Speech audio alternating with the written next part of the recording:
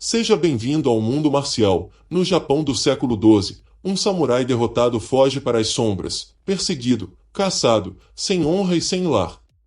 Mas em meio às florestas de Iga, ele encontra algo que mudaria a história para sempre.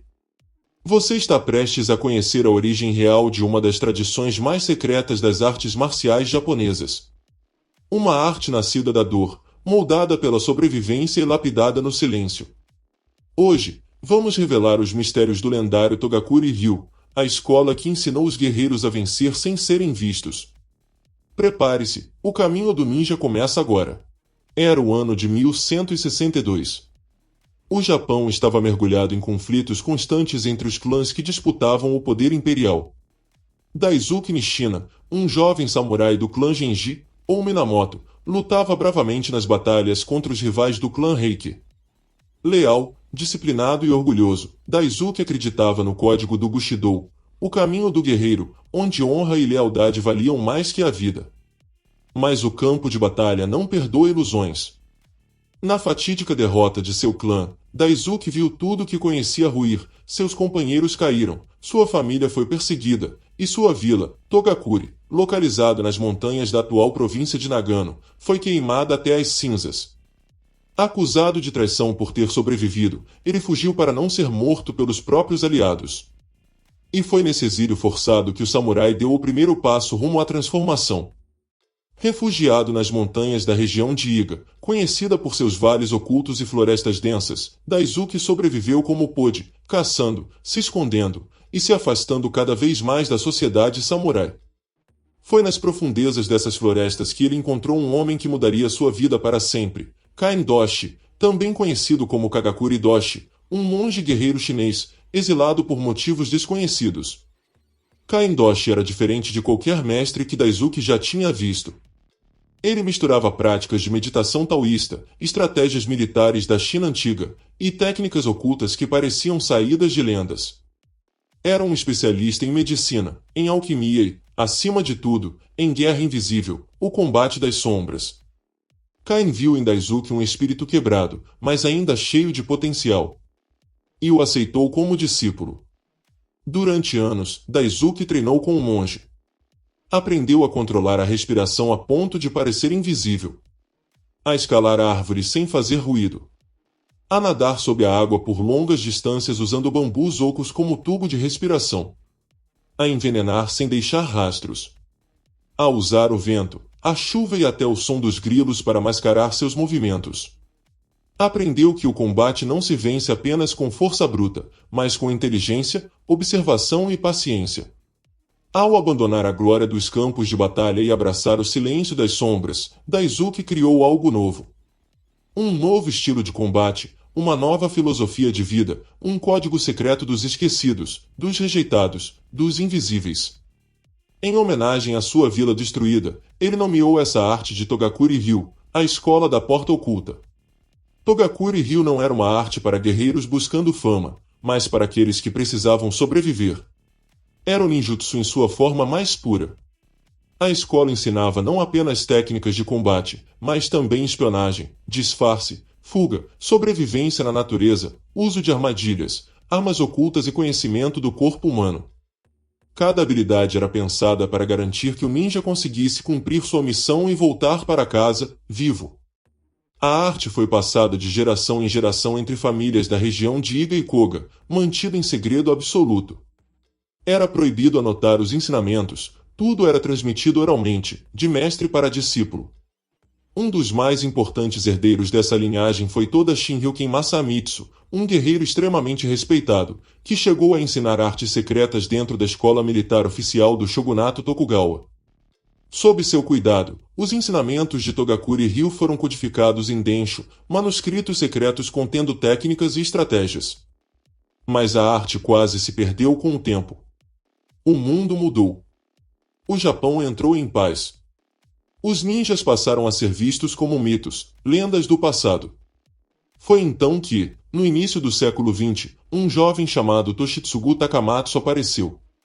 Discípulo direto de Toda, Takamatsu se tornou o 33º Soke da linhagem Togakuri-ryu. Takamatsu não era um teórico. Ele viveu como um verdadeiro shinobi. Lutou na Manchúria, enfrentou bandidos, sobreviveu a duelos de vida ou morte, aprendeu diversas artes marciais e estudou manuscritos antigos. Era temido, respeitado e misterioso. Seus olhos carregavam o peso de gerações de guerreiros silenciosos. Antes de morrer, passou o título e os ensinamentos para seu sucessor, Masaaki Hatsumi, o 34º Soke, responsável por trazer o Togakuri-ryu para o mundo moderno. Hatsumi fundou a Bujinkan e começou a ensinar publicamente não só Togakuri-ryu, mas outras 8 escolas secretas de ninjutsu. Pela primeira vez na história, técnicas antes consideradas tabus, escondidas, proibidas, como a shuriken, o shuko, garras de combate, os disfarces, as infiltrações noturnas, foram mostradas ao público. Mas ainda assim, muitos segredos permanecem nas sombras. Togakuri-ryu nunca foi uma arte comum. É uma herança de guerra, fuga, resiliência e sobrevivência. Não é sobre lutar. É sobre viver quando ninguém quer que você viva. É sobre estar lá, e mesmo quando ninguém consegue te ver. Enquanto outras escolas focavam em duelos de honra, o Togakuri-ryu era uma arte voltada para a sobrevivência, a furtividade e a evasão estratégica. Era o sistema dos invisíveis e os pilares técnicos que definem esse estilo lendário são: a lâmina silenciosa. Diferente das shuriken pontiagudas comuns, o Togakuri-ryu usava Senban Shuriken, uma lâmina em forma de losango com 4 pontas afiadas. Não era apenas uma arma de ataque, mas uma ferramenta para cortar cordas, sabotar carroças, deixar rastros falsos ou até envenenar discretamente com uma ponta contaminada. Ela era arremessada horizontalmente com rotação, girando como um disco. O impacto podia incapacitar sem matar, ideal para missões de infiltração. Movimento invisível e natural. O taijutsu do Togakuri é simples, direto e fluido. Sem floreios. Nada de posturas rígidas. Aqui, o corpo se move como a água. Os movimentos seguem o princípio da não resistência, usando a energia do oponente contra ele. É um estilo que prioriza evasão sobre bloqueio, precisão sobre força e letalidade com economia de movimento. A movimentação lembra um animal da floresta, silencioso, adaptável, imortal apenas quando necessário. Garras de escalada e defesa. Essas eram garras de ferro presas às mãos e pés. Permitiam escalar muros, árvores e até agarrar espadas com as mãos nuas, algo impensável em outras artes. Mas não se enganem, não eram apenas ferramentas de fuga. Eram armas. Um ninja treinado podia usá-las para rasgar o rosto de um oponente ou se defender contra ataques cortantes. As 5 técnicas de fuga natural. Esse é um dos maiores segredos da escola. O ninja do Togakuri usava os elementos da natureza como aliados na fuga e evasão. Fogo, criar distrações com pólvora e fumaça, água, esconder-se em lagos ou rios, usando bambus como tubo de respiração, madeira, escalar e se camuflar em árvores, metal, usar ferramentas para desviar rotas, cortar cercas ou manipular fechaduras, terra, rastejar, cavar esconderijos ou se camuflar no terreno. A arte do disfarce e da transformação. O ninja Togakuri era um verdadeiro ator. Podia se passar por camponês, monge, mercador ou até por membro de um clã rival. Aprendia maneirismos, dialetos e comportamentos locais para se infiltrar sem levantar suspeitas. Muitas vezes, a missão era vencida sem nunca precisar lutar. Geografia e meteorologia aplicadas. Togakuri-ryu ensinava o ninja a ler o ambiente como um caçador nato. Era obrigatório estudar o terreno, o fluxo dos ventos, a direção das nuvens e os ciclos da lua e do sol. Com isso, eles sabiam quando e onde se mover, atacar ou desaparecer. Era ciência e instinto juntos. Técnicas de infiltração e desaparecimento. Imagine caminhar no meio da noite sem fazer som.